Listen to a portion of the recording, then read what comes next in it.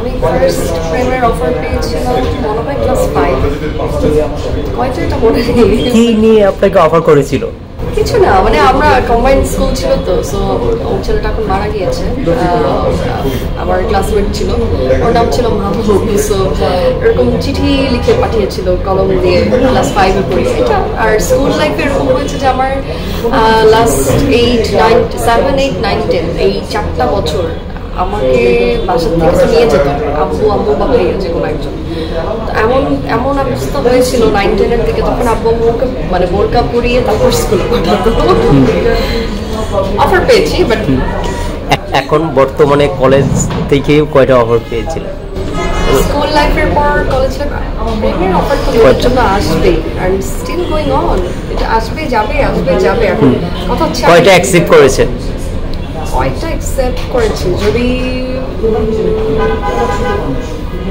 কোনোভাবে বলতে চাই তাহলে অ্যাকসেপ্ট করেছিলাম মনে হয় একটা স্কুল লাইফে কলেজ লাইফে গিয়ে আরেকটা বাট আলটিমেটলি তাদের সাথে আমার আন্ডারস্ট্যান্ডিং হয়নি বর্তমানে কয়টা আছে এখন বয়ফ্রেন্ড কয়টা আছে অনেকেই আপনি অনেক করেন আচ্ছা অনেকেই বলছে যে জন মিডিয়ার সামনে আসার পর ইন্টারভিউর সামনে বলে যে আমি একটাও প্রেম করি না না আমার ছিল আমি শেষ করি আমার বয়ফ্রেন্ড ছিল এটা মিথ্যা কথা বলবো না বাট